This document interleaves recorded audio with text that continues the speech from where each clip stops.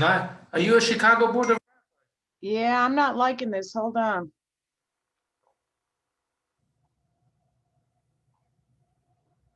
But it did say before we got on, it was the Chicago Board of Rabbis, didn't we? Didn't it?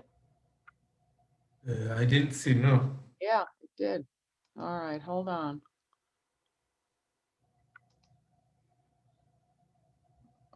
She's asking me now. What is she asking you? Wait, hold on. We are on. Where are you?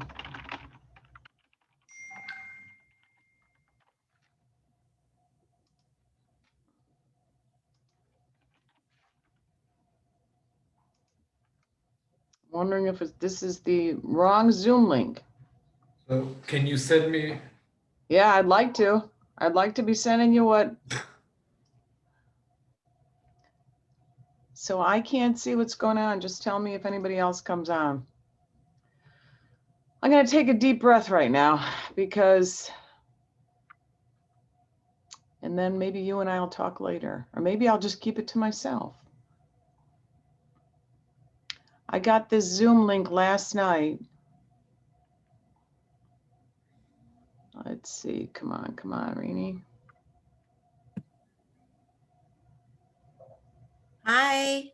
There we go. Hi, we are on the right link. Shalom. Yeah, Hi. I'm getting nervous. How are Sorry. you? All right. Okay, so now you can tell. Oh, well, I'll quickly introduce you. Please. Yes. Rini Dickman, this is Dr. Ashheim. That's the first time I've said that. We're going to give him a Kol HaKavod and a Mazal Tov. He found out today he became a PhD. What do I say now? I didn't even, yeah, for me You it's got hard. your PhD? It sounds funny that Rini says it because Yeah. I really got it today. So Yeah. Mazel tov.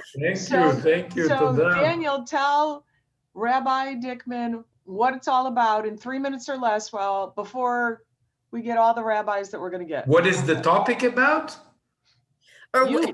what are you a doctor of? Yeah.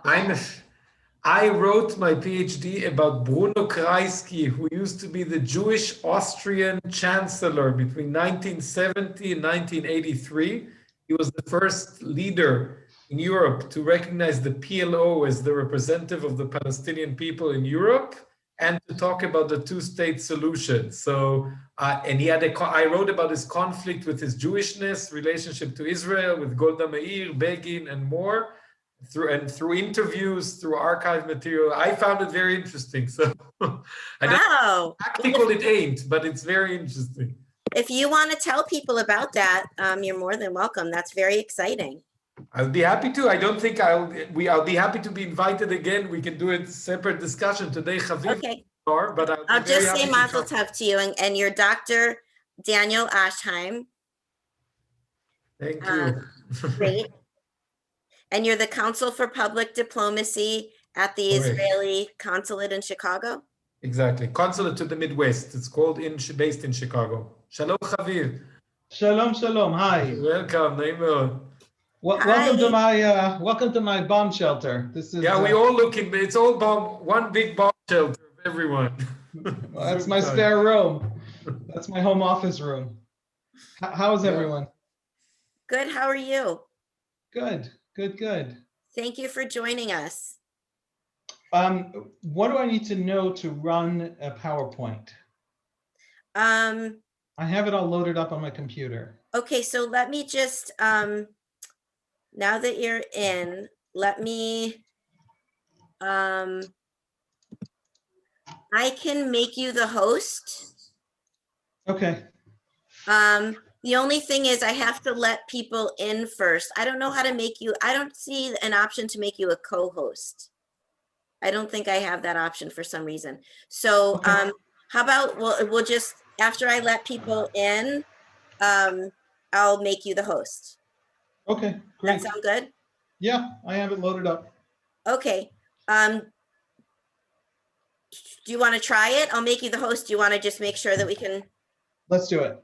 Rennie, Okay. is it Rennie or Rennie? You're Rennie or Rennie? We have my Rennie. Are you Rennie? How do you pronounce it? No, I'm also Rini. You're also Rennie, just without without the E in the end. Yeah. Okay. Okay.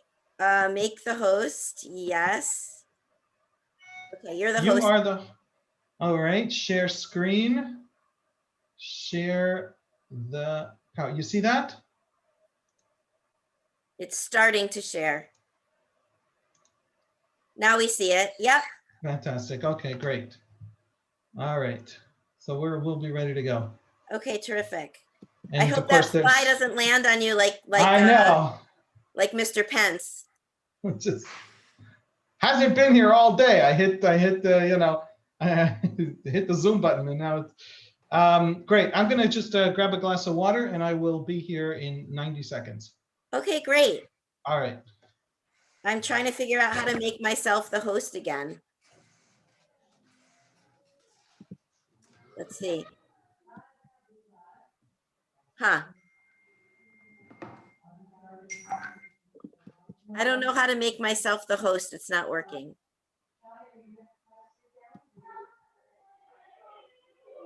Oh, well, people are able to just get in, so that's fine.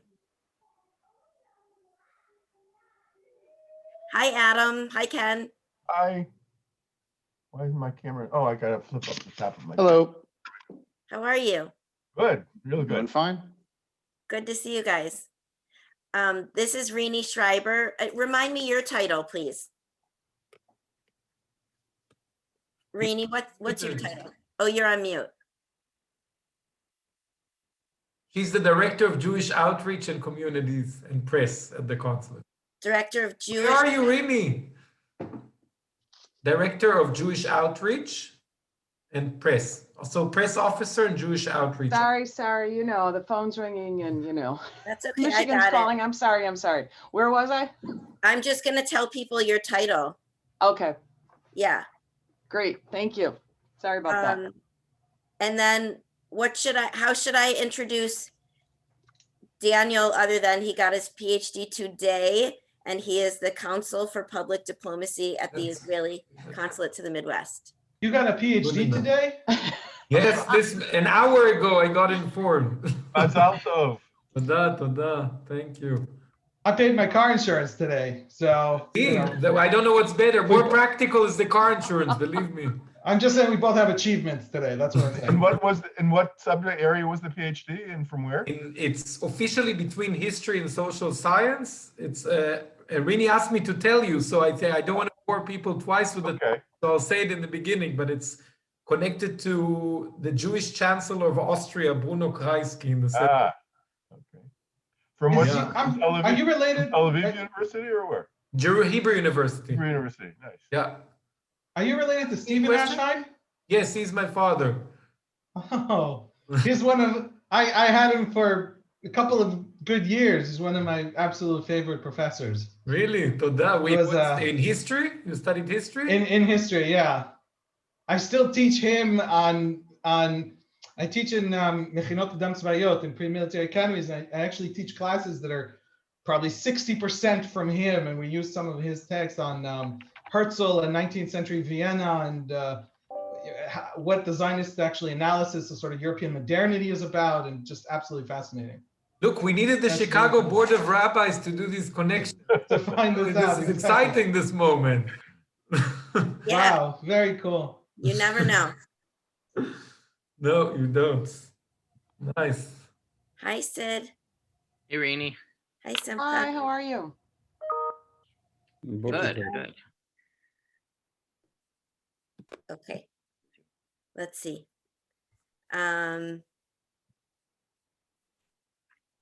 Now I don't see our speaker. Yeah, he's right in the middle of my screen. There we go. Okay. Okay. Well, it's 9:30. I'm sure more people will join us. But I think we should start. We're recording. Okay. So Boker Tov, Erev Tov to our speaker today. He's in Israel.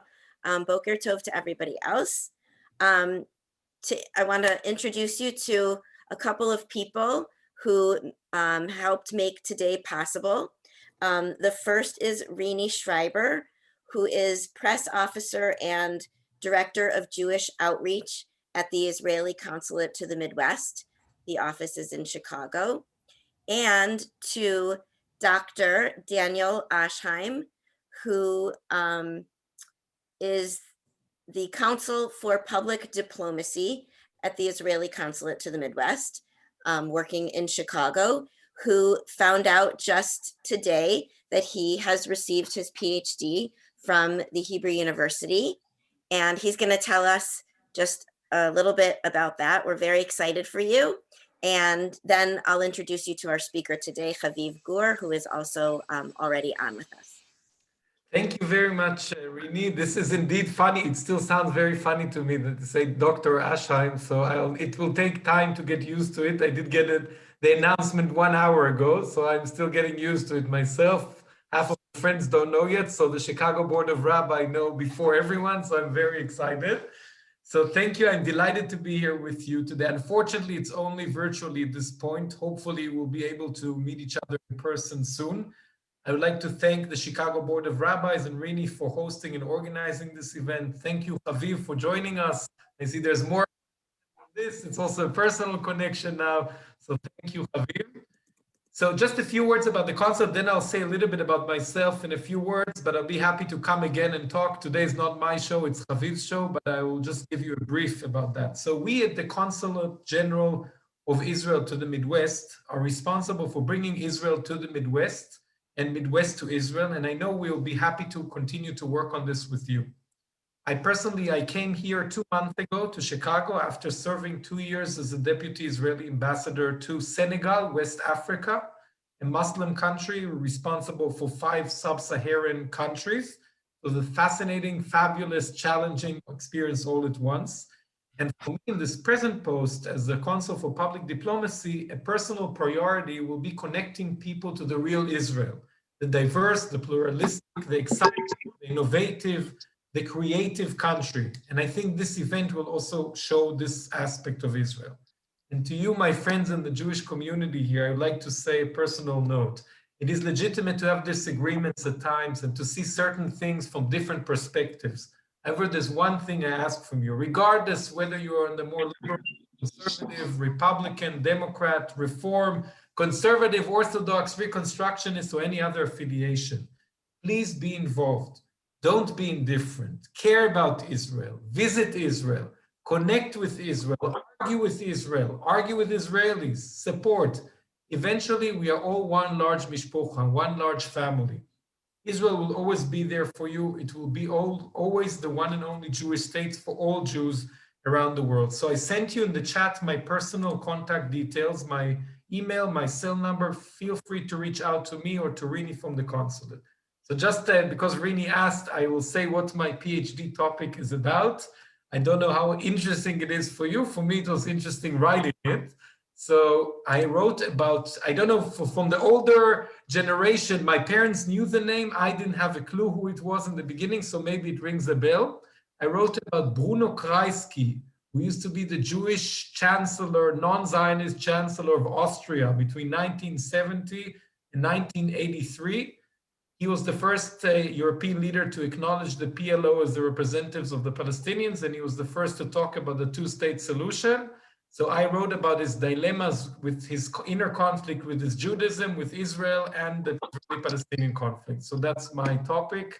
And I'll be happy to come and talk again on different notes, on different topics. Please invite us. Rini will be in touch if you're interested. But today, is, as I said, is Haviv. So thank you very much for arranging this. And Haviv, the floor is yours. I don't know, Rini, you want to introduce Haviv, I think. So please, the floor. Yes, I do. Welcome to Haviv Gur. Haviv Gur is senior analyst at the Times of Israel. He lived in the United States from 1989 to 1999. When he returned to Israel, he served in the IDF as a combat medic. He has degrees in history and Jewish thought from Hebrew University. He was the Jewish World Correspondent for the Jerusalem Post, and then he was the Director of Communication for the Jewish Agency. And as I said, he now serves as Senior Analyst at the Times of Israel. And he's going to speak to us today about the state of democracy in the state of Israel.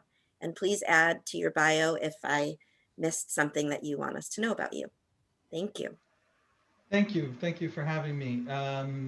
The Nobel Prize was not mentioned, but they're giving that out now to, Um, I fantasize about a PhD someday. So, someday I'll catch up to Daniel. A long way off. As in, I need a master's first. Hello. Couple of background points about my background. Welcome to my bomb shelter.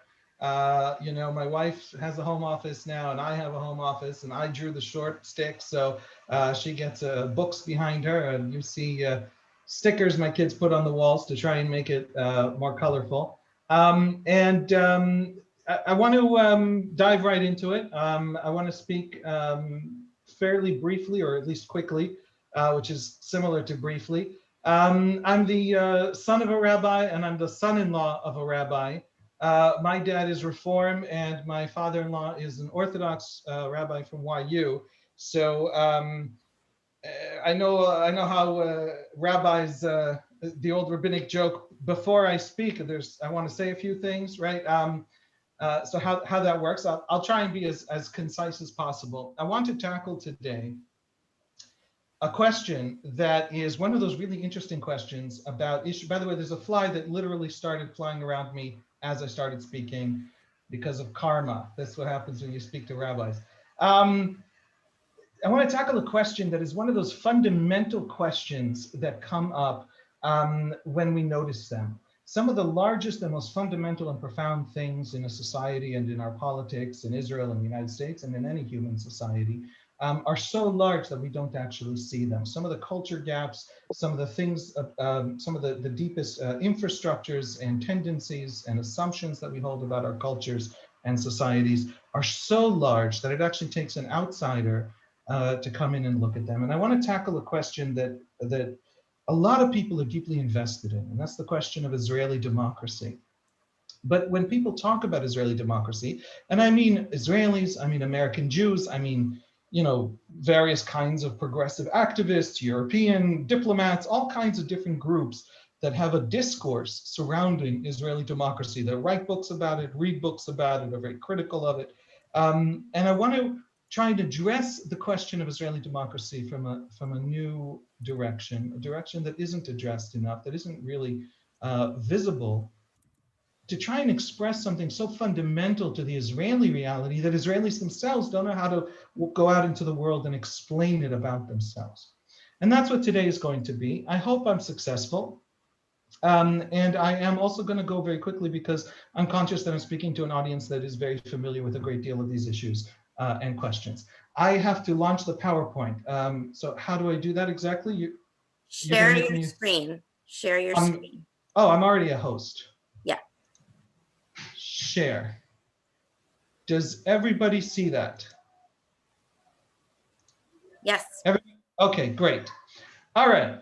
I have a fundamental point. It's a simple point. This is the point. Before we start to ask the question that many, many people are asking and that many people feel is fundamental to understanding Israel today, is Benjamin Netanyahu undermining Israeli democracy? Is the occupation in the West Bank undermining Israeli democracy? How should we understand really fundamental questions about the High Court of Justice, about the Haredim, about religious freedom, the Western Wall? There's Israel that not only doesn't have gay marriage, Israel doesn't have civil marriage, right? Which means that there are hundreds of thousands of Israelis who are not one of the recognized religious systems, don't belong to one of the state-recognized, state-funded, state-appointed religious court systems that can't even marry each other. In other words, non-halachically Jewish Russians can't marry each other, and that's about 350,000 people. Never mind marry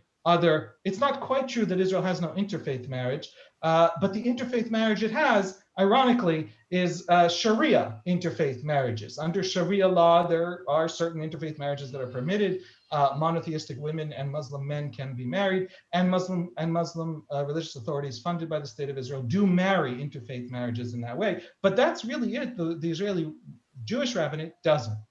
There's so many things that American Jews are aware of, and so many things that Israel's critics walk, into this conversation with and really bring to bear about this deeply troubling question of Israeli democracy. Is it declining? What does it even mean? What is the role of Palestinians in this democracy? Are Israelis Arab citizens, about half of whom tell pollsters that their fundamental identity is Palestinian, a little less than half, about 40%, that a fundamental identity is Palestinian, and the rest who have a more sort of layered sense of their identity, where about half say that their basic identity is Israeli. Some overlap in that Venn diagram, say their basic identity is Muslim. There are many, many different sort of questions here that all are sort of this large, complicated debate about Israeli democracy. If you tend to criticize Israel, you use all of this discourse and these questions and these very strange aspects of Israeli law and Israeli society to prove your criticism of Israel. And if you are passionate and in love with Israel, then you either sort of gently skip over the uncomfortable parts and go to the good parts, which is the gay pride parades in Tel Aviv and the general freedom of expression and all of that. Israel is a very strange place. Certainly for the English-speaking world, which has a very clear sense of what democracy is, to be asking the question of Israeli democracy. It doesn't quite fit any model that any political science department has developed, and it doesn't quite fit anyone's specific narrative of what is actually happening to Israeli democracy. And I want to suggest a look at Israeli democracy that tries to take Israeli democracy on its own terms, that tries to say, forget for a moment judging this political system, this society, this political culture from the outside. Let's ask it what it thinks it is. And once we have a sense of what it thinks it is, then we can judge away, right? We can, judge and criticize and fall in love with and do whatever we do. But let's first ask the question, where does Israeli democracy come from? Where does Israeli democracy come from is the question at the heart of our discussion. And the short answer when you ask Israelis is, nobody quite knows. It's not at all clear why Israel's a democracy. And the fact that something like 90% of the Jewish diaspora outside of Israel is English speaking hides that lack of knowledge. In other words, we sort of assume Israel's a democracy because Jews are liberal and live in free countries. And so how could Jews not be liberal and democratic, right? That's the assumption. Of course, Israel's a democracy. Could Israel ever have not been something else? But in fact, why is Israel a democracy is a profound question and a really hard question, because Israel shouldn't be a democracy. I'll explain. I'm going to spend the next about 15 minutes trying to prove that Israel is not a democracy.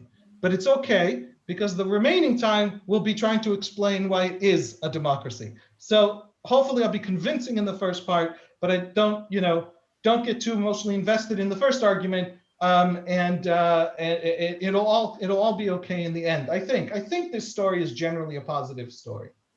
Is Israel a democracy? I'm going to focus in on two specific kinds of legal rights to try and argue that if it is a democracy, it's a very strange one. This Hebrew text is the 1982 Basic Law, Human Dignity and Liberty. Fascinating text, very, very short. This is literally all of it. It's a single page, and we're going to see it in English in a moment.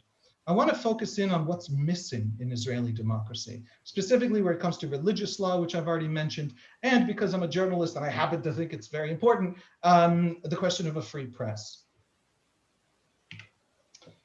Welcome to the Basic Law, Human Dignity and Liberty. A few things to take away. Thing one, human dignity and liberty was passed in 1982. It was a basic law which gives it some sort of unclear constitutional standing. The Israeli right argues that that constitutional standing is not very strong. The Supreme Court has ruled that it is very strong, to which the Israeli right has responded that the Supreme Court doesn't get to decide how strong a basic law is. But one of the interesting things about the Basic Law, Human Dignity and Liberty is that it has no kshichut. It has no legal protection from being voted down. In other words, it passed in a vote in 1992 in the Knesset by something like 30 to 20 in the plenum. More than half of the Knesset was missing from the vote. This is roughly our Bill of Rights, this text. And half the Knesset literally wasn't aware what was being voted on and didn't think it needed to show up. And the text that ended up passing in 1982 is extremely limited for a Bill of Rights. I want to turn you on this screen. I hope it's not too small. I work with very large screen because I have to sometimes edit websites.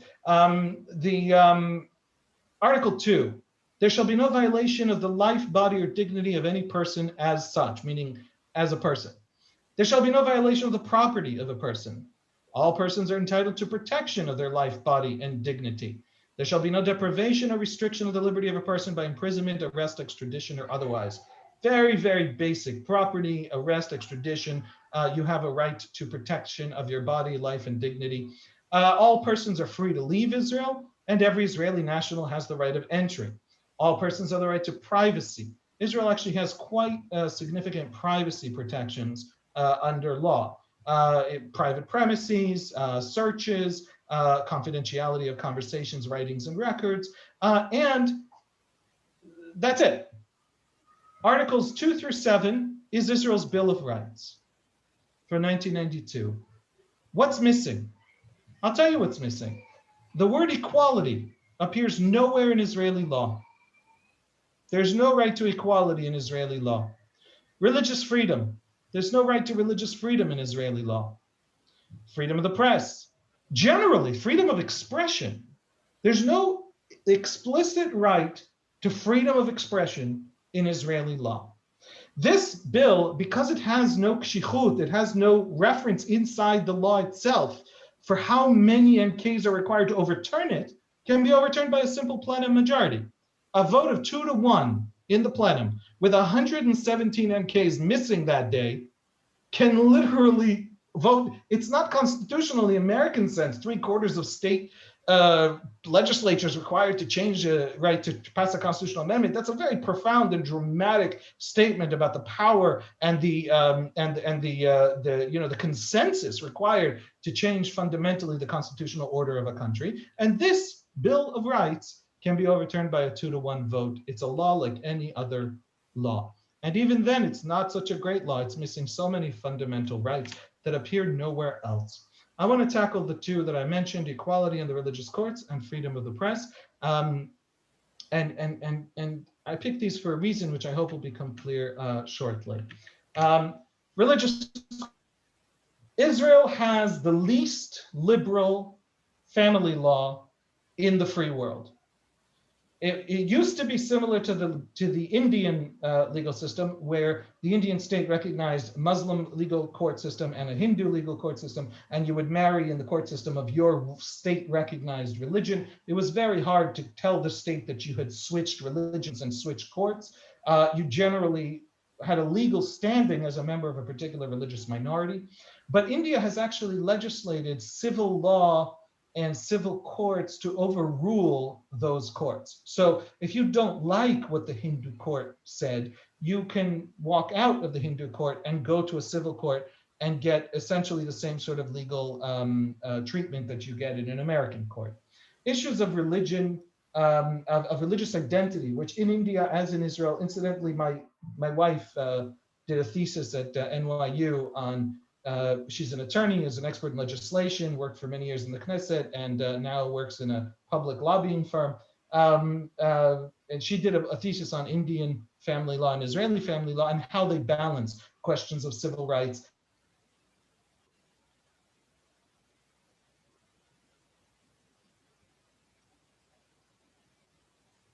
and religious communitarian demands. All are included in religious law, and that religious law has real enforceable power. In Israel, it has not only real enforceable power, but overwhelming power. In other words, it gets to decide as a final decision, and there's very little you can do if it decides against you. In India, you can always turn to a civil authority above it. The Israeli system is based on the Ottoman system, which recognized religious groups and gave them a great deal of autonomy. When Israelis want to marry each other outside of one of the religious frameworks, just because they don't like the religious framework, that's a great deal of them. Many, many, many Jewish kibbutznikim who are both very, very Jewish fly to Cyprus to get married just because they don't like the idea of marrying in the rabbinate. When they get to Cyprus, they meet many, many, many Lebanese couples who have because Lebanon has the exact same system inherited from the Ottomans and bolstered usually by the colonial authorities, whether the British or the French. Why is there no right to equality in Israeli law? Why was equality raised as something that should be put into, for example, the basic law of human dignity and liberty, and has been rejected by the Knesset explicitly and repeatedly in votes in the Knesset? And the simple answer is, if you introduce a fundamental constitutional right to equality into Israeli law, you have a problem with halacha, and you have a problem with Sharia, and you have a problem with these religious courts and religious institutions that you might then have to dismantle. And if we're not ready to dismantle as a culture, as a society, those things, we can't have a right to equality under the law. And the second point I want to address is freedom of the press. Ladies and gentlemen, we in Israel, technically, legally, I want to stress technically, only actually got freedom of the press by law in 2017. We did not have freedom of the press before that. And this here is a quote by Justice Shimon Agranat from a 1953 decision called the Kol Ha'am decision, very, very famous decision. Under a British mandatory rule still in force, not yet overturned by an indigenous Israeli legislation in 1953, Kol Ha'am was a Stalinist newspaper that published just really, truly vile lies and propaganda that is surprising even today with our very, very partisan media environment. And specifically in 1953, it published exposés claiming that David Ben-Gurion, who is a puppet of the American capitalist regime in Washington, was going to send Israeli soldiers to fight in the Korean War for the Americans. And it was making this claim, and it was a completely fictional claim, and there was no debate over whether it was a fictional claim. And the Interior Minister of the State of Israel had the power under this British mandatory law to close newspapers at will, to just decide a newspaper was danger to the public and shut it down. And he issued an order to shut down Kol Ha'am. And it went to the High Court of Justice. Kol Ha'am sued. And Justice Shimon Agranat writes, and I want to read it, because this is the source of the Israeli Free Press, this text. And this is it. There's nothing else. The principle of freedom of expression is closely bound up with the democratic process. Why should we have newspapers? Why can a government not shut down newspapers simply for lying? In an autocratic regime, the ruler is looked upon as a superman and as one who knows, therefore, what is good and bad for his subjects. Accordingly, it's forbidden to openly criticize the political acts of the ruler, and whoever desires to draw attention to some mistake may do so by way of direct application to him, always showing an attitude of respect. Meanwhile, whether the ruler has erred or not, no one is permitted to voice any criticism in public, since that is liable to injure his right to demand obedience. On the other hand, in a state with a democratic regime, government by the will of the people, the rulers are agents and representatives of the people who elected them.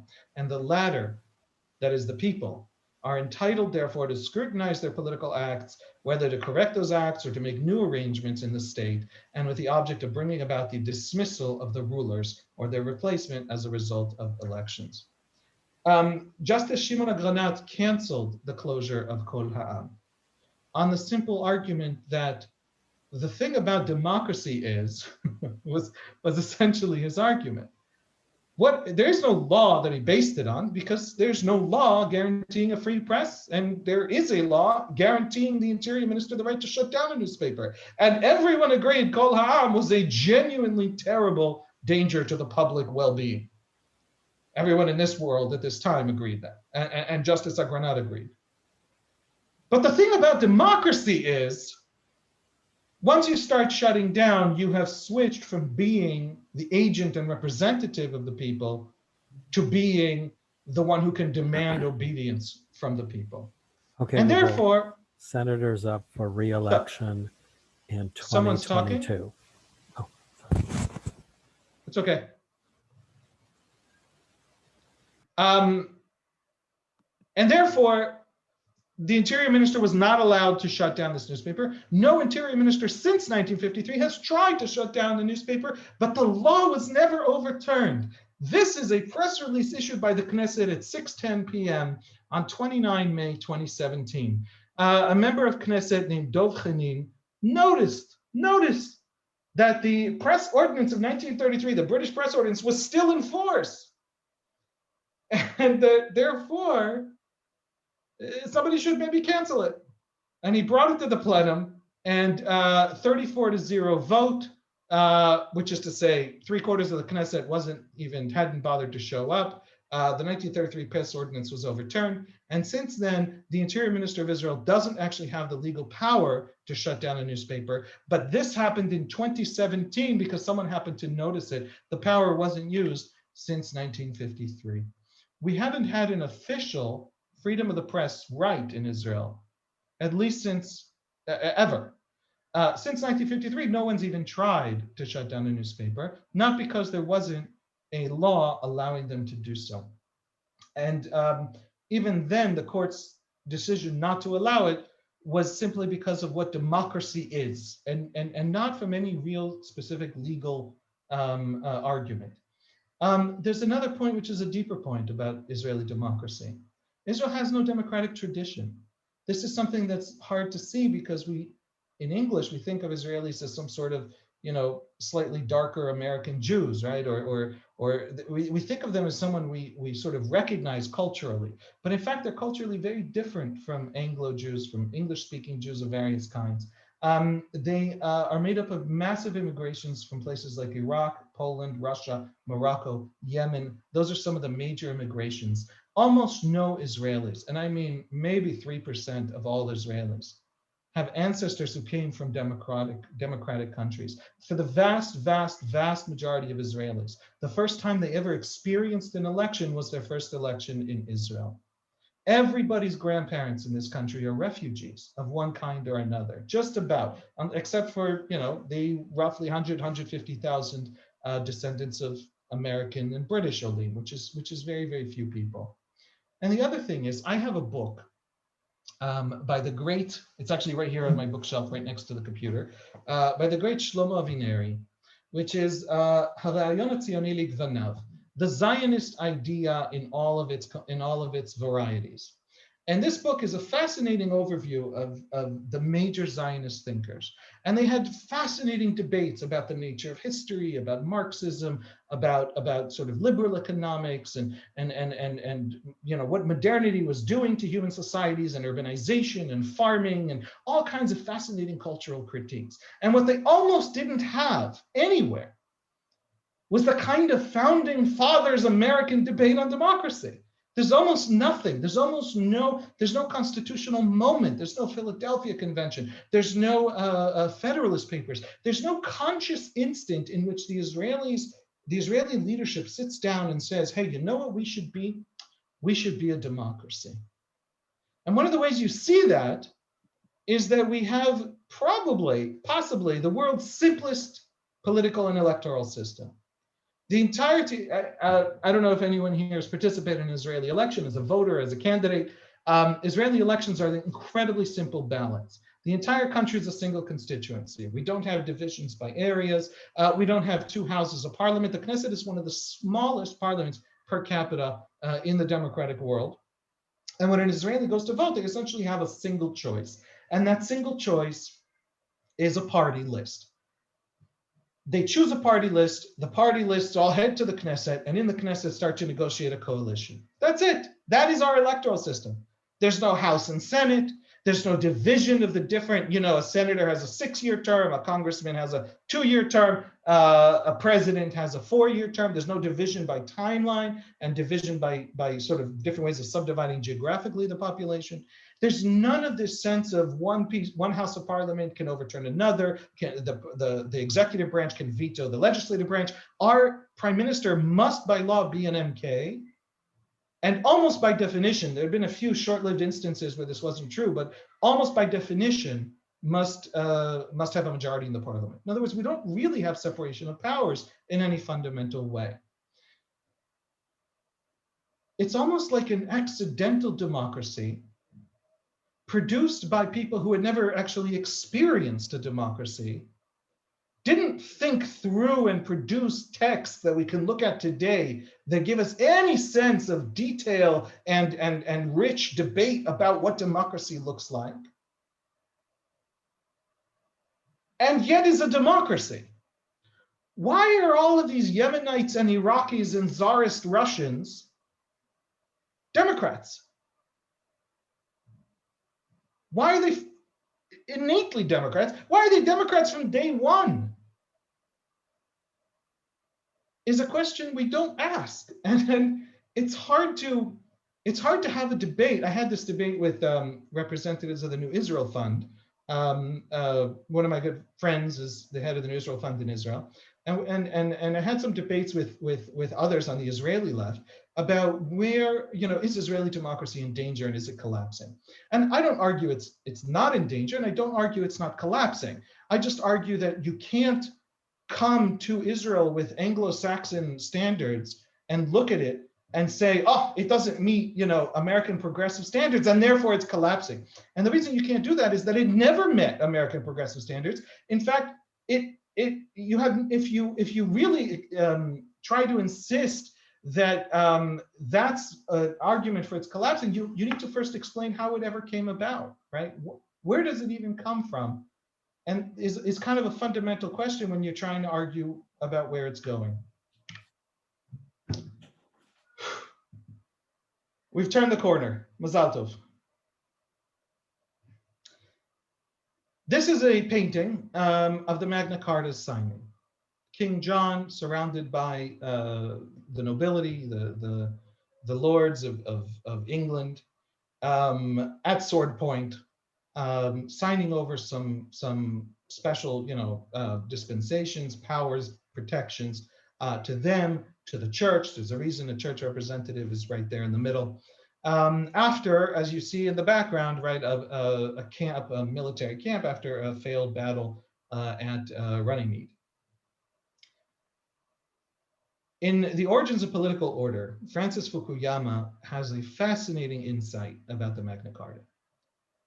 And he raises the question. He says, why did the Magna Carta, which is not liberal and not democratic, why did the Magna Carta begin an 800-year tradition of slow democratization and opening up, and essentially the slow sort of evolution, forging, coalescing of the English-speaking world's democratic tradition from what was essentially a group of aristocrats, violent aristocrats, who had defeated the more powerful and slightly more violent aristocrat in a battle and extracted from him certain legal rights, legal limits on himself and his powers. And Fukuyama makes the following point. He says that the unique thing about England in the Middle Ages, which is not true in Germany in the Middle Ages and is not true, at least in France. France was his major counterexample. It was not true in France in the Middle Ages, was that English lords, English aristocrats were deeply, deeply connected to their locales. They spoke the local English dialect, and the dialects were very, very different.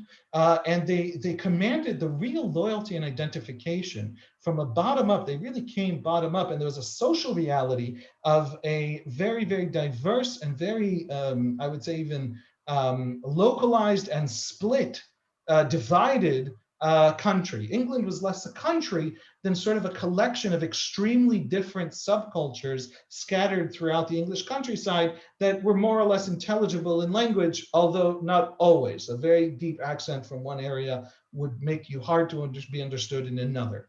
The nobles were local lords and seen as local lords and had legitimacy as local lords. And that was a fundamental social reality, that localized sense of things. And the English monarch never tried to change that, never tried to impose a unitary English like the French monarch did, never tried too much to unite the country, and really sat in London to this day, and certainly then, the center of trade and the center of commerce, and certainly by far the wealthiest part of England, and used essentially that wealth to assert dominance and kingship, but not actual control. And that meant that because of that bottom-up social reality of a very divided country and very localized and loyal nobility, that the nobles were able for hundreds of years, before 1215, after 1215, to raise their own armies when they had a shared interest in limiting the king's power, when the king overstepped his bounds in the view of these local nobility. They could raise their own armies and meet the king in battle. And the king was the wealthiest of the nobles, and the king could raise a large army, but nevertheless, both sides could raise significant armies, and neither side, because of the social realities, could fully and comprehensively defeat and destroy and dominate the other side. And therefore, they created a kind of, from 1215, they created a kind of standoff. Can you see me physically? Oh, okay, good. So I'm doing hand motions. I just want to make sure everyone knows it, because without the hand motions, none of this makes sense.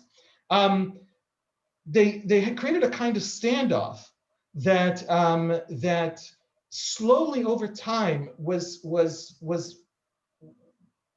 achieved at sword point. Literally, it was literally a military standoff. But slowly over time, because it was real and powerful and neither side could ever defeat the other, produced around it institutions.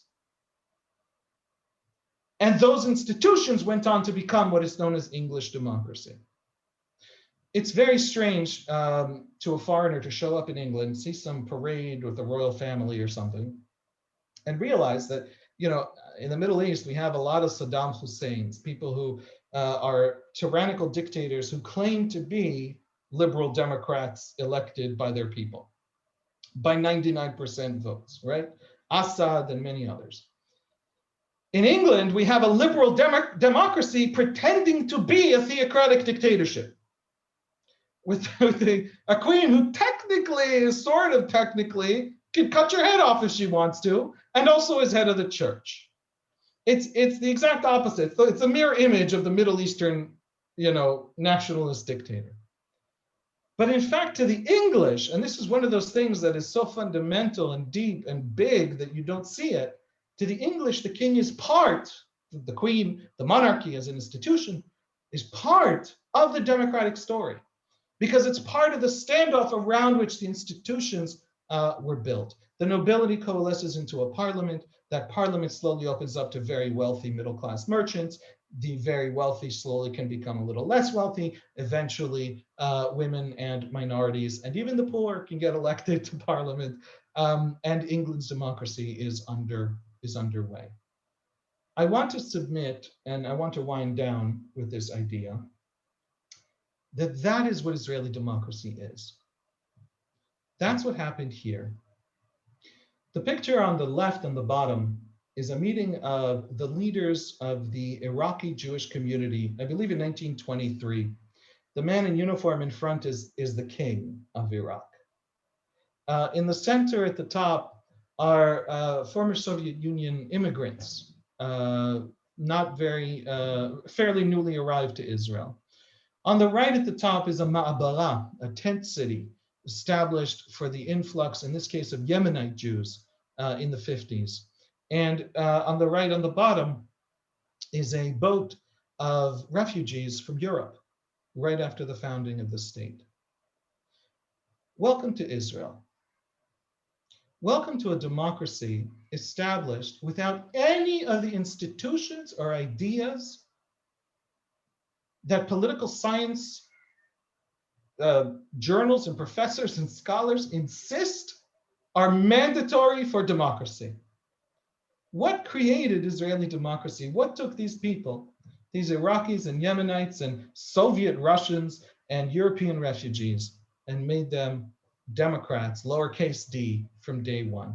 And the answer was literally their differences. Israelis had two things going for them at the beginning, and both these things were complex. They suspected that they were weaknesses, and they turned out to be profound strengths. One thing was their sheer diversity, the tribalness of the society. Ashkenazim and Mizrahim really didn't like each other. Moroccans and Yemenites profoundly disliked each other. Poles couldn't get jobs in Israel where Germans ran the companies. They're all Jews, they're all refugees, but you don't bring a Pole into your company in 1943.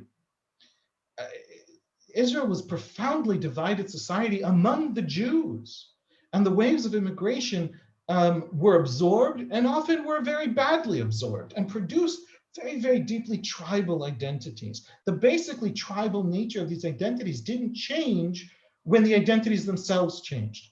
So we had a fascinating phenomenon. Rav Ovadia Yosef, spiritual leader of Shas, former chief rabbi, at his funeral, something like 700,000 Israelis, 10% of the country's population, attended his funeral, marched in the streets after his casket, which is a very strange thing for Jews. But he had a basic role in Israeli society that went way beyond Shas and way beyond his role as a rabbi.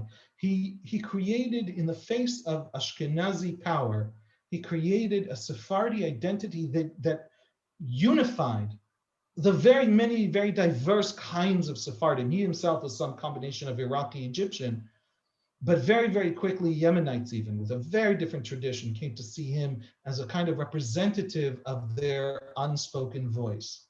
And so did Moroccans and Algerians and Syrians and all the different Mizrahi communities in Israel.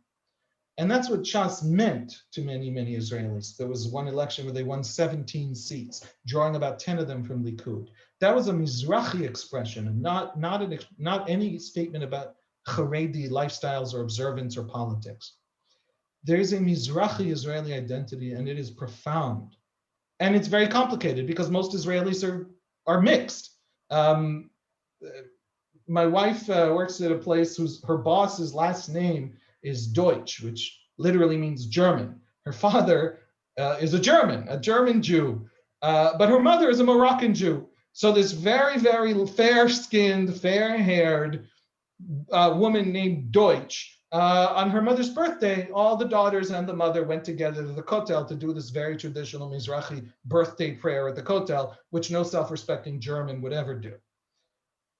Israelis are mixed bag. There are very few Israelis who are not mixed. You have to come in from America to be not mix of Ashkenazi and Mizrahi today in Israel. But where you fall on your identity, in other words, whether Ms. Deutsch chooses to identify as Ashkenazi or as Mizrahi, will determine in profound ways her political behavior, whether she votes Likud or votes blue and white right now.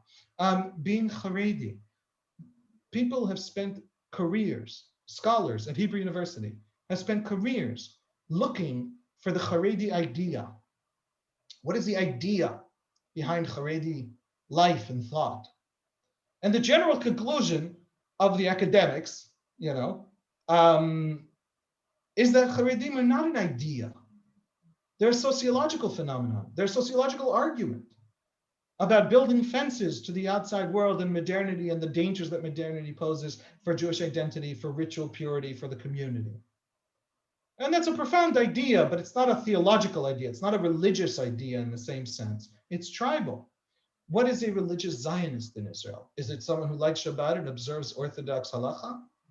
Not at all. It has its own newspapers. It has its own places where it lives. Being a Dati Leumi in Israel is not the same as being an observant Jew in the sense that Joe Lieberman is an observant Jew in America. It's a tribal identity, and being secular is a deeply tribal identity. And there's a lot of anxieties between these different groups. So whether it's Ashkenazim, Mizrahim, whether it's various kinds of Ashkenazim and various kinds of Mizrahim who all fight each other. And today, whether it's signaled by religious observance, but it's not about the religious observance. It's about tribal identities. Israel's electoral system was born with a national party list system, which, by the way, is very close to the Italian system. And like the Italians, we have roughly the same level of stability. In other words, our governments fall after roughly 2 years on average. We're now the 35th government in 72 years, even though we elect them to 4-year terms. It's a politically unstable system, these party list systems, but they reflect the deeply tribal, fractured nature of Israeli society and how profoundly Israelis identify with these tribes. Israeli democracy, ladies and gentlemen, isn't a set of liberal ideas, and it isn't a set of constitutional documents or arguments or debates. Israeli democracy is what we call the status quo, which doesn't mean any specific status quo of who gets to pray at the Kotel and what happens with a gunot and religious courts and any of that. The status quo is a term used by Israelis to denote something very, very large and very amorphous that essentially boils down to this. No tribe gets to dominate the other tribes. If one tries, all the other tribes unite against them, and everybody gets to live their own life. So I'll give you an example how this works. Israelis can't marry very many people. They literally, among Jews, can't marry in many, many different ways. They have to marry in the rabbinate by law. But Israelis can also marry anyone and everyone, and we've had gay marriage since the 90s. How have we had gay marriage since the 90s? I'm so glad you asked. We've had gay marriage since the 90s because gays in Israel have decided to live together, share bank accounts, have sexual relations, which is, I'm using that specifically because it's one of the definitions. And then they broke up. Sometimes you break up, not all relationships work. And when they broke up, some of them decided to sue the other one for alimony.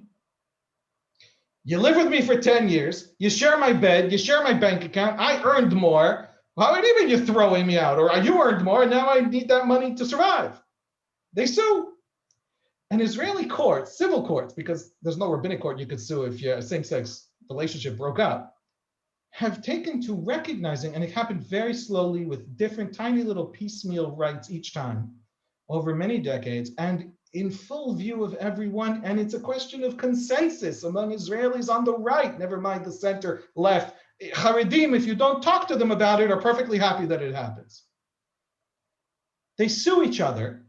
And then the courts have recognized this institution called Yedu'im B'tzibur, which everyone on this call understands better than me, but essentially boils down to if the public thinks you're married, and if you're sharing a bed, and if you're sharing a home, you're married, mazal tov. I don't need to find the guy who literally stood there while you broke your cup, right, your glass. The way Israeli courts have interpreted it, they borrowed from halacha the language, because that's a great way to legitimize something radical in Israel in the 1980s when this begins. But in fact, it's essentially become English common law marriage from long ago, and the way English common law marriage developed. Everyone recognizes you, you share a bed, you share a home, you share a bank account. Yedu'im B'tzibur today in Israel can be anyone and everyone, and it confers on you profound rights. It confers on you the right to get in line for adoption of children. And gays adopt in Israel. It confirms on you the right to make end-of-life for your Yedu'im B'tzibur partner. Now, my brother just really doesn't like the rabbinate and doesn't think he needs to leave the country to get married in some courthouse in Maryland like my wife and I did. And so he's Yedu'im B'tzibur, and he's a man and a woman, and they have 2 kids, and they live in Ramat Gan, and he works in high tech. Yedu'im B'tzibur is a much larger institution than the gay marriage, than the solution to gay marriage. But the fact that it is the solution to gay marriage, and that you can do just everything you can do in marriage except call it marriage, has been true since the 90s. We've been ahead of the curve in Israel for a very long time. You're just not allowed to put it in law. The word kosher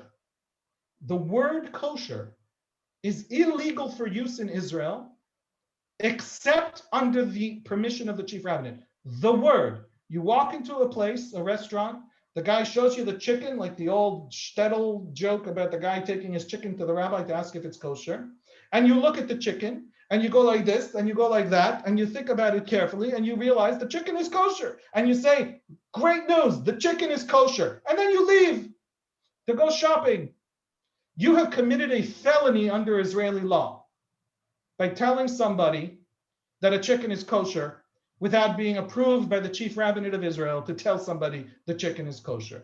Restaurants are not allowed to say they're kosher if they don't pay the chief rabbinate's inspection service. And so there are restaurants in Israel who literally, until a Supreme Court decision slightly changed this last year, Miriam Naol's final decision as Chief Justice, there are restaurants in Israel that had blank pieces of paper posted on their windows. And at the bottom it said, I am not allowed by law to show you what's on the other side of this piece of paper. If you see that piece of paper posted in a restaurant window, that's a restaurant telling you it thinks it's kosher. It has kashrut of some rabbi that the restaurant owner believes in. But legally, if he puts the word kosher on the front, it's liable for very serious consequences, including tens of thousands of shekels in fines and in repeat offenses going to court. We don't have religious freedom in Israel. But we have complete religious freedom in Israel. And the reason we have complete religious freedom in Israel is because nobody pays attention to the rabbinate. Gays want to marry, gays can marry. Not only can gays marry in Israel under Yaduim B'Tzibur, because Yaduim B'Tzibur is often a relationship that only comes into legal being in a divorce proceeding, which is to say, two people share a home for 15 years. They break up. They never married. They never flew to Europe to marry, where you can get marriage as gay marriage, and the state of Israel has to recognize it because there are treaties about these things. So they decide not to get married. They consciously decide not to get married. They then break up in Israel after many years, and then one of them decides to sue, and then a judge tells them that retroactively they've been married, even if they didn't think they were. So it's Yaduim B'Tzibur is this funny place where some gay couples discover that they're married only when they break up. Is the ironies and the strangenesses of a system that's so informal. The gap between the legal reality up here, in which there's no right to a free press, in which there's no right to free expression, in which there's no right to freedom of religion. There are very, very few rights. There are actually very few articulated rights. And the social reality down here, the reality in which Israelis actually live, and which Israelis demand to live in, and which no Israeli law can tell them they're not living in, is profound. And it's a function of a live and let live status quo that says the Orthodox can control whatever they want to control as long as they don't actually de facto control me. And they can claim that they're the only legitimate, whatever, as long as I get to live any life I want. The day the rabbinate comes for me and tells me I'm doing things wrong is the day the rabbinate collapses, and the rabbinate understands it and doesn't try to impose itself on the vast majority of Israelis and in these ways. Israelis have this profound gap between the social reality and the legal reality. And I'll say one last point. So how did this social fracturing build a democracy? The last point is, again, from solidarity, from tribal solidarity. Israelis are the grandchildren of refugees. The Israelis who came to Israel bore with them that experience. And there developed in Israel from very early on a taboo, a profound social taboo against intra-Jewish violence. There have been a few moments of real violence between Jews in Israeli history. The Altalena, the murder of Rabin, the murder of Emil Grünzweig, a Peace Now activist in 1983 in Tel Aviv at a protest. Nobody knows Peace Now in 1983, but the name of a Jew killed by a Jew, everybody knows. High schoolers in Israel are more likely to learn more about moments when Jews killed Jews than about Arab invasions. of Israel, because those are moments that shatter and therefore reveal and tell us vital things about our national ethos and that vast, enormous taboo.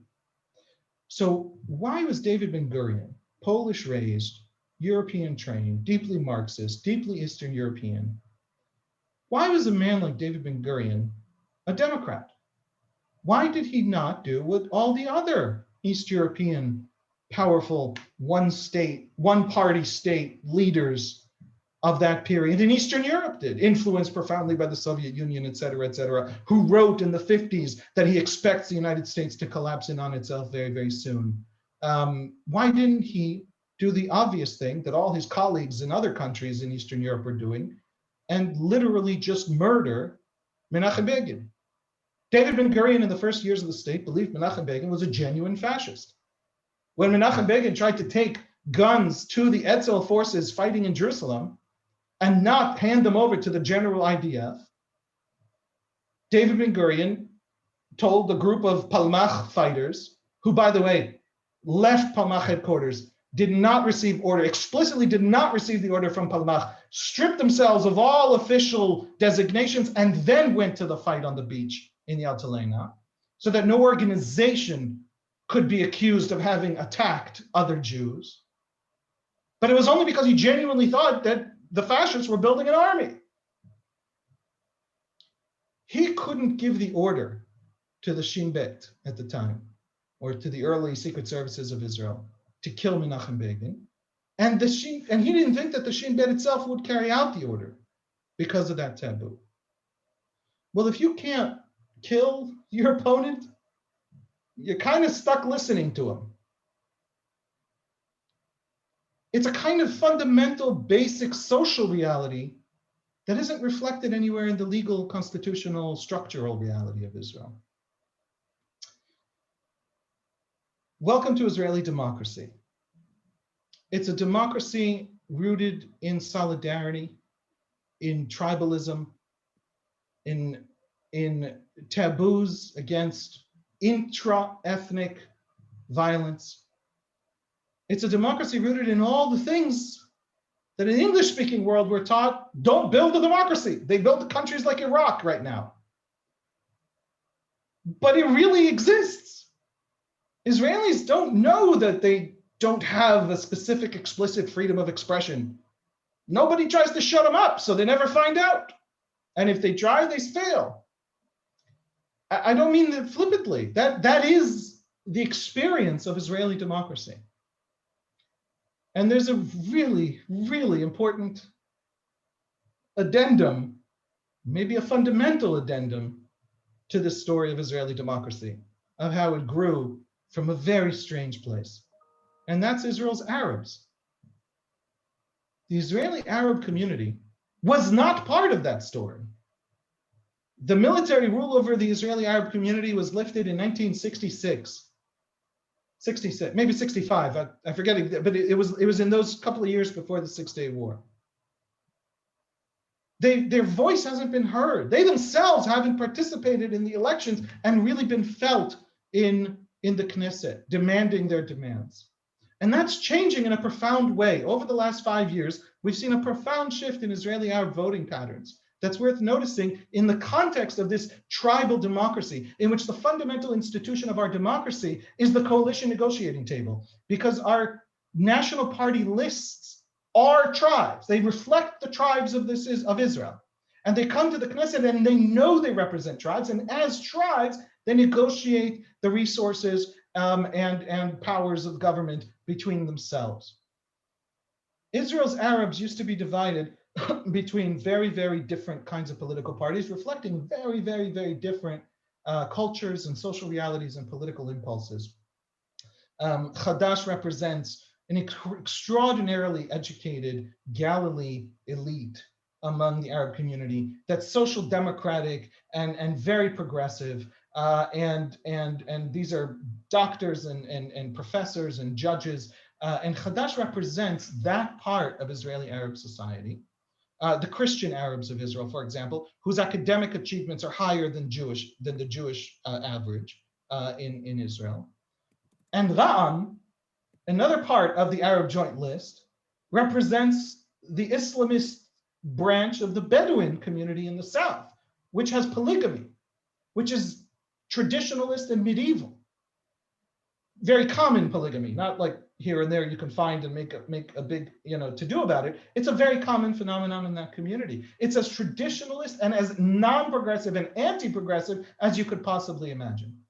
And a fascinating thing happened beginning in 2015 when these parties joined together to run as a joint Arab list. As soon as the Islamist, traditionalist Bedouin discovered that the progressive feminist doctors in Haifa were voting with them, they came out to vote in higher numbers. And as soon as the progressive feminist doctors in Haifa discovered, I'm sorry for stereotyping, but it's a very accurate stereotype. As soon as the progressive feminist doctors in Haifa discovered that the medieval Islamists of the Negev were voting with them, they came out to vote in higher numbers. Arab voter turnout has been a function of Arab political unity. Arabs in Israel think of themselves as a tribe among the Israeli tribes and want to come to the table to negotiate their part in that tribal debate, negotiation that is Israeli democracy. I don't know, I'm winding down with 2 sentences. I don't know if Israeli democracy is weakening, but I know that you cannot possibly judge it based on whether the Supreme Court is more loved or less loved now than it was a year ago. That's just not what built it. It's not what sustains it. It's not what democracy is in Israel. I don't know if an informal democracy is safe.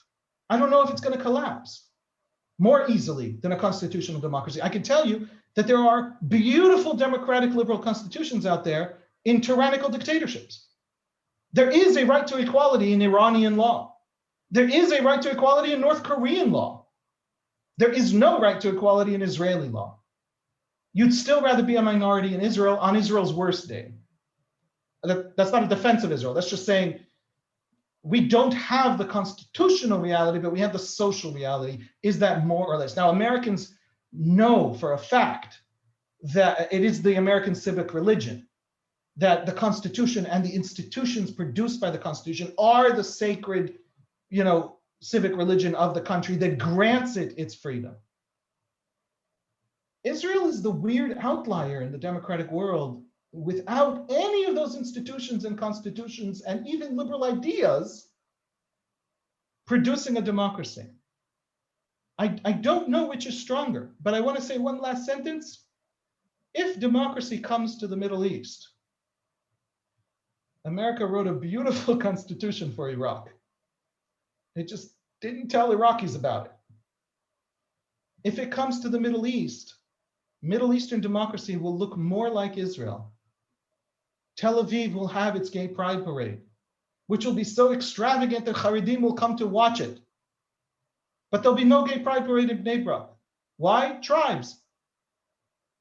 If there's a democracy that comes to Iraq or Lebanon or Syria or Tunisia, which is trying and struggling because there's all the different tribes, the Islamists and the French leaning and the Arabic leaning, if democracy comes to the Middle East, it will look like what the Poles and Russians and Yemenites and Iraqis and Algerian Jews all built here, more than anything in Europe, than any constitution developed by the United States of America, than any of those Western and especially English-speaking countries. Welcome to Israeli democracy. It's very, very strange and expands the scope of what democracy is, means, looks like, and how it's produced. I'm done.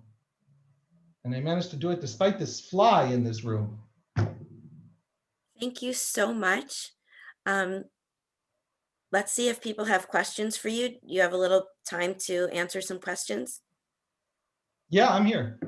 Okay, I'm gonna go to the grid view so I can see. Oh yeah, let me turn this off. Yeah, can you throw out the screen share it? Good. There you go. Yeah. Now a little bit bigger. Stop. Did that work? Yeah. Thank you. Great. Okay. Suzanne. So thank you so much. That was fascinating and definitely a lot of new information and insight. I really appreciate it. You mentioned that you're friends with the head of the New Israel Fund, Mickey Gitson. Yeah, don't let it get out. It might hurt his career. But yes, he's very smart, very clever, respected by right wingers in Israel. Good. Yeah. So I'm curious because you mentioned talking to him about the Israeli democracy. So the last time I was in Israel, I actually went with the New Israel Fund, and they told us a lot and showed us a lot of evidence of the erosion of Israeli democracy. And I'm wondering whether you could comment on that. Here's the thing. My instinct is to say, don't believe it. It's ridiculous. It's silly.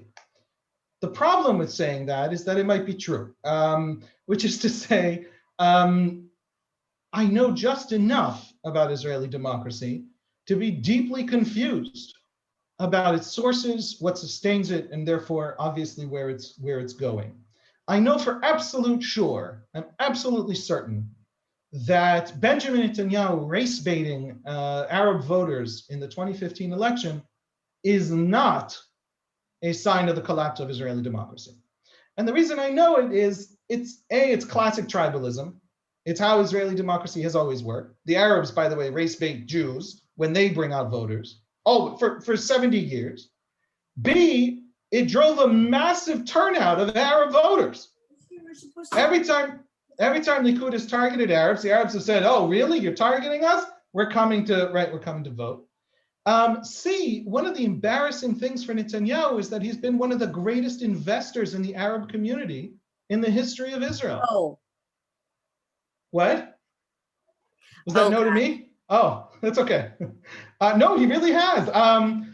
In terms of infrastructure and education, I don't know if he likes Arabs or hates Arabs. I don't get into the man's head ever. I hope he's not a racist. I hope he just plays a racist on election day. But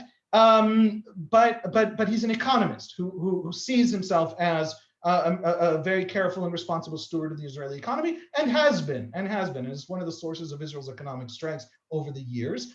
And Israel's Arabs are a fundamental part of its economy, and if they don't develop, Israel doesn't develop. And so there's been massive investment in the Israeli Arab community by Netanyahu, and there's cooperation, close cooperation today in the Knesset between Netanyahu and Arab parties. I have a video from about an hour ago of Likud's coalition chairman, Miki Zohar, in the Knesset, telling Ahmad Tibi of the Joint List, who is speaking from the podium, and Miki Zohar is chairing this happened 3 hours ago in the plenum. And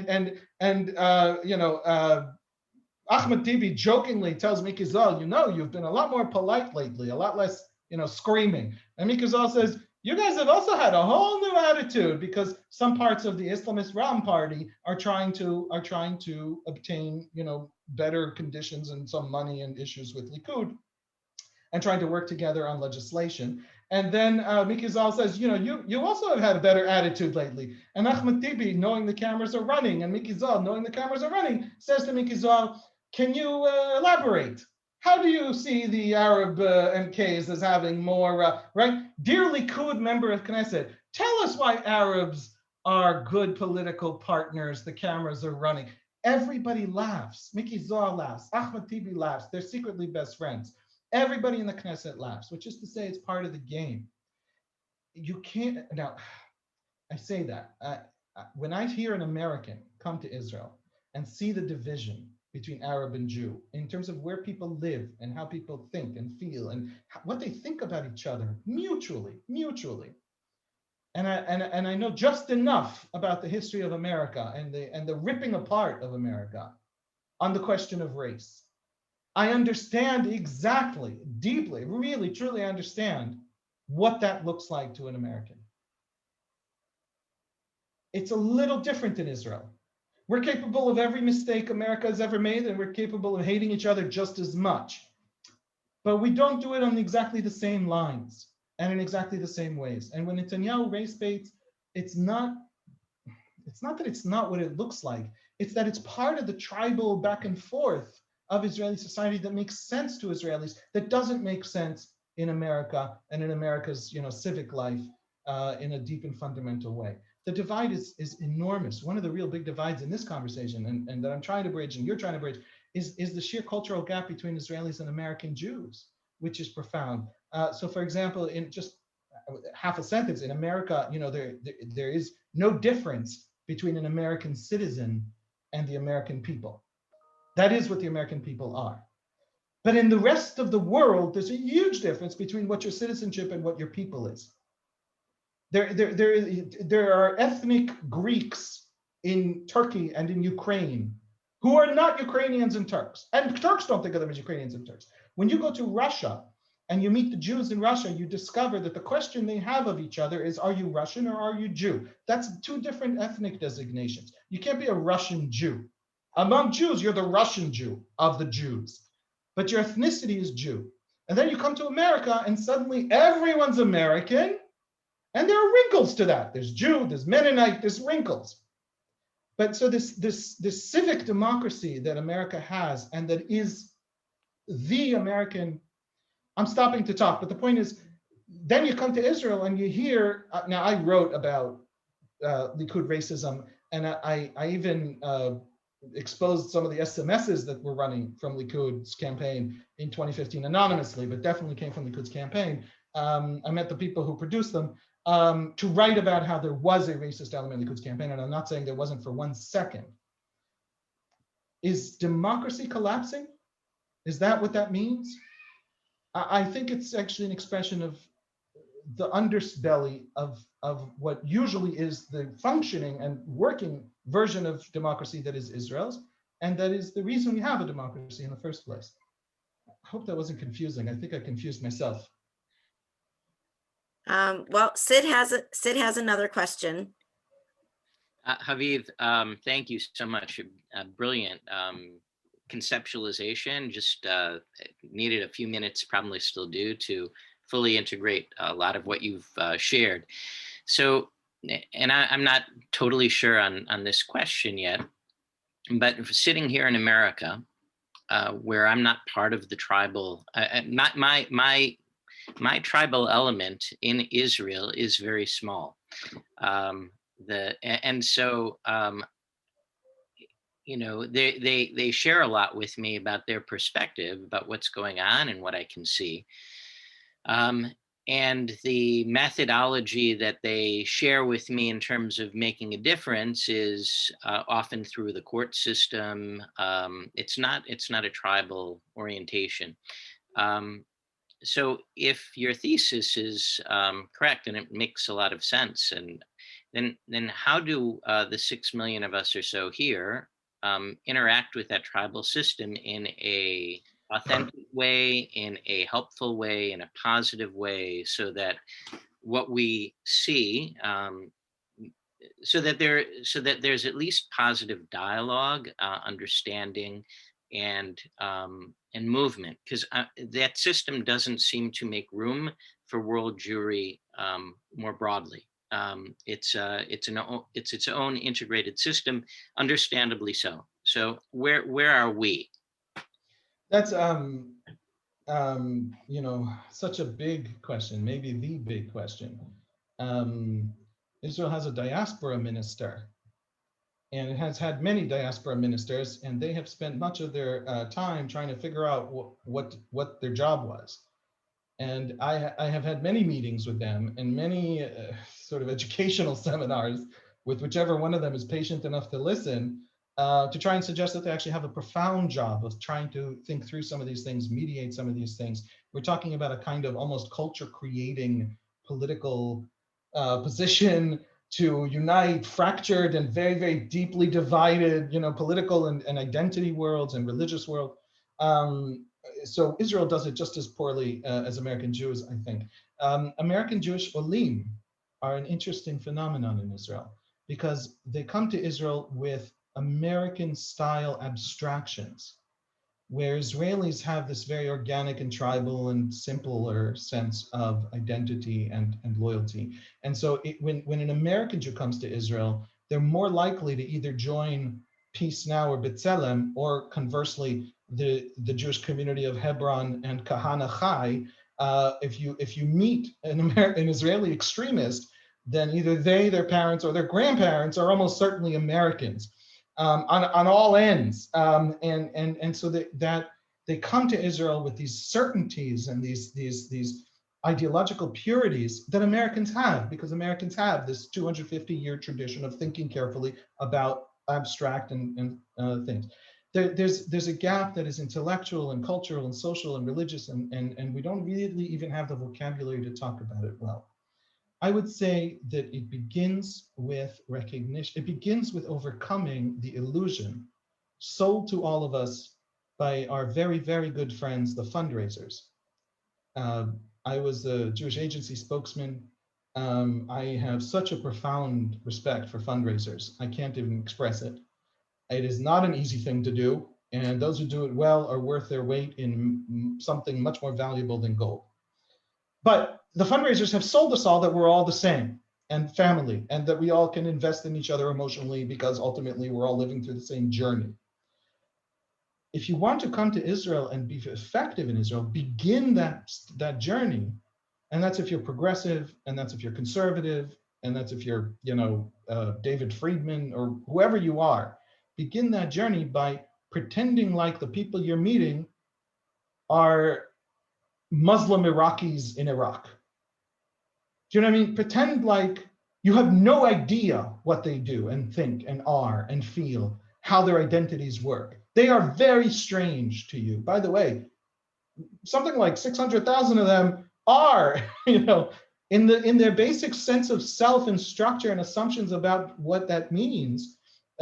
Someone, a very well-known Jewish educator once described to me the difference between American Jews and Israeli Jews as born and married to their Jewish identities, which is to say that Israeli Jews are like children, are Jews in the sense that you're a child to your parents. You don't want to be a child to your parents. Your parents are the biggest albatross around your neck if your whole entire life.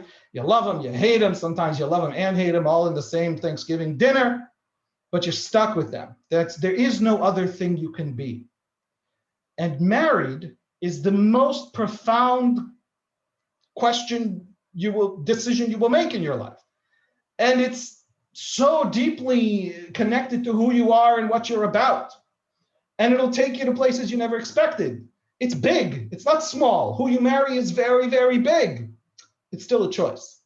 It's still separate from being you and being Jew. It's still somehow connected. And there's a lot of sort of Protestant Muslim divide there, and sort of where we draw some of our cultural assumptions, et cetera, which we're not going to get into.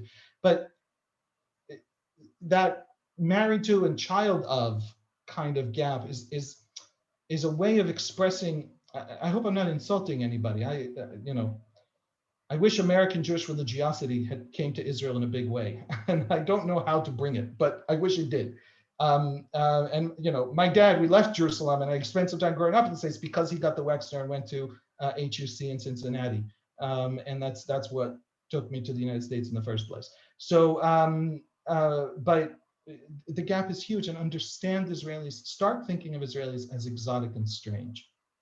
And then you'll start having conversations that are more fundamental, and don't assume that we all understand each other when in fact we don't understand the most basic things about each other. What the New Israel Fund, in my estimation, and I not only respect them, I wish more American Jews were more involved in selling who they are. Selling, I mean, teaching, marketing who they are and what they're about in Israel, and not less.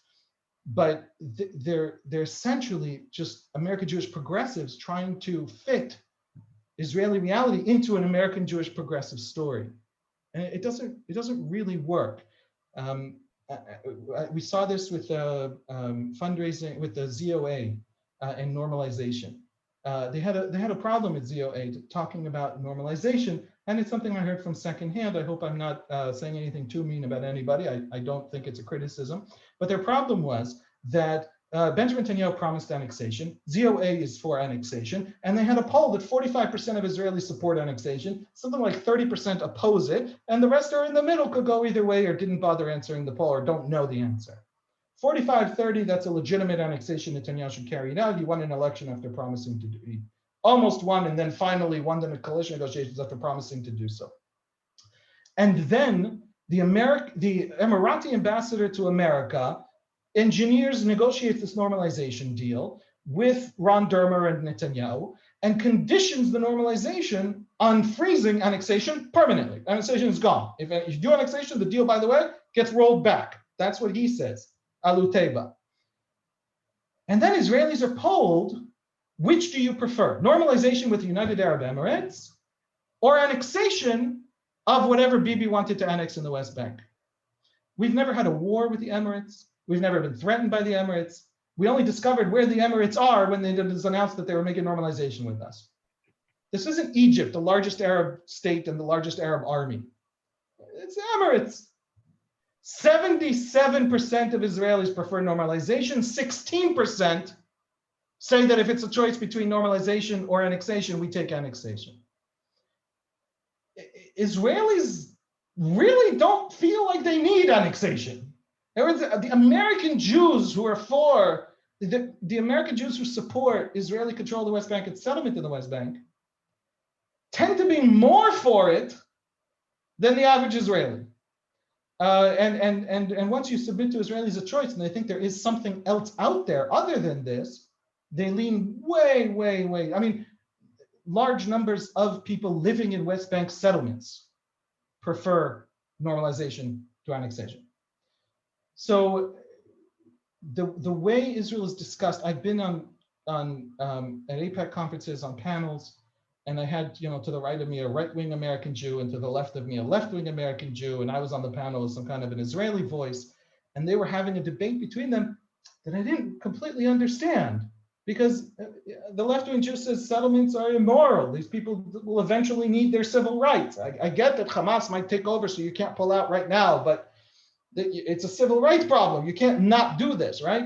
And I agree with them. And then the right winger says, this is the biblical homeland. This is they're going to shoot rockets at you. I agree with them too. And then I'm wondering what they're fighting about, because both are true. And therefore Israeli politics are essentially broken and have no real debates on these issues, because both are right. So there's a debate happening in America that's almost more an identity debate between Americans about American Jewish identities than it's about the actual reality on the ground in Israel. Israel's the vocabulary for talking about something happening to Americans in America. Start seeing Israel as strange and separate from you. Can I say a Dvar Torah I once heard from Rabbi Moshe Berger in Cleveland? He was quoting Rav Soloveitchik, and he says the word "ata" in the prayer, Baruch Ata Hashem, is the strangest word in all of prayer. Where does the human, the ant, the creature, the creation come off standing before the ultimate numinous divine and saying, oh, by the way, you, in second person? And he says it's exactly the opposite. It's not that we dare to look at God and say you. It's that we need to be told every time we turn to God that God is there and not in here. That we externalize God, so that we don't accidentally think that what's happening in our heads is what's happening in God's head. And that we are thinking God's thoughts and therefore can act on whatever we think God told us. So it's a separation. I'm not saying Israelis are God. I'm just saying sometimes taking a step back is healthy. Israelis are a little godlike. I mean, whatever. Next. Do you, just awesome answer. Thinking about, from the Tachlis standpoint, the one piece of me that stands out the most is sort of the HUC approach, which is there's now over 100 Reform rabbis who are Israelis who've been ordained in Israel.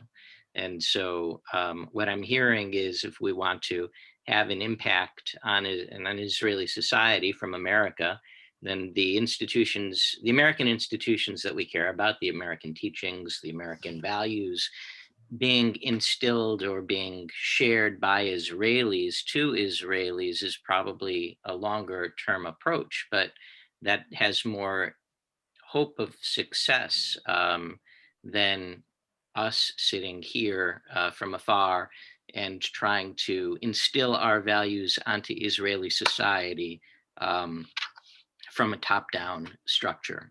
Thoughts? The American reform movement, first of all, frankly, I mean, hasn't invested much in Israel, and you know, I recognize the problem. There's a lot of Jews in America. It's not a small place, Jewish-wise. There's an entire vast American Jewish civilization with its own existential problems, and they cost a lot of money. And Israel seems to have things fairly in order. And so investing massively in cultural shifts in Israel seems like a very strange way to spend money when day schools don't have enough scholarships. So I that's not even a criticism so much as a simple reality.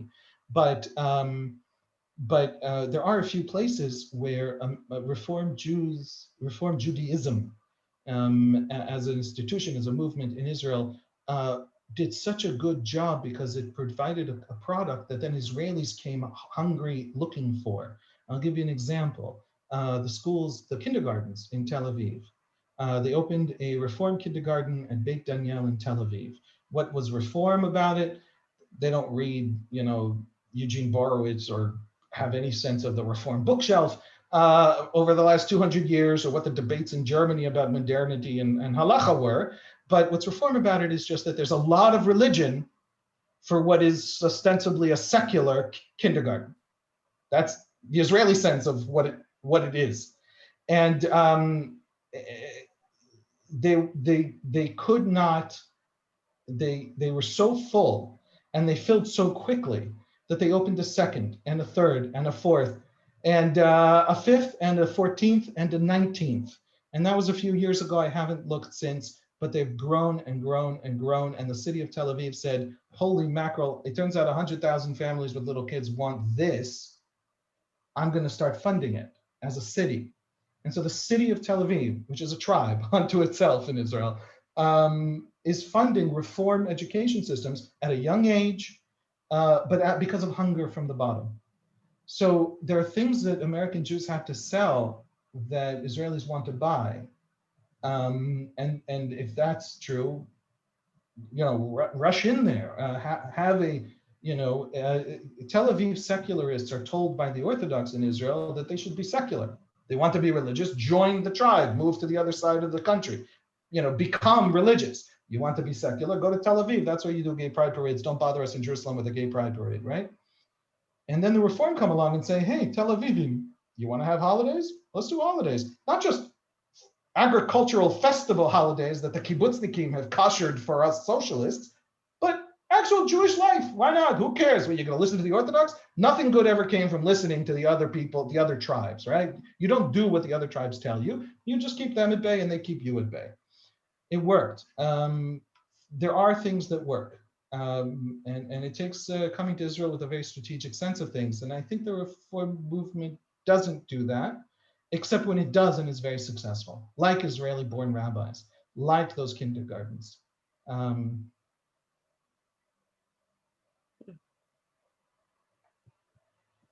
Thank you. Thank you so much. We're coming on to 11 o'clock, and I know people have other meetings. So Haviv, I want to thank you so much for framing a place that all of us love and feel that we know in many ways. And you shifted the crystal or the prism a little bit and helped us see it in a different light this morning. And we're very grateful for that. So Thank you for having me. Thank you so much. Thank you everyone for coming. And Chodesh Tov. And Marini, we'll be able to send this out to the rest of our colleagues who weren't able to be here. So even though it was a smaller group that watched now, there will be a larger exposure of your wonderful, brilliant talk. So thank you very much. thank you. Thank you. Have a great day, everyone. Our next meeting is December 16th, but I'll send out information about it. Rini, thank you for helping organize. Have a great day.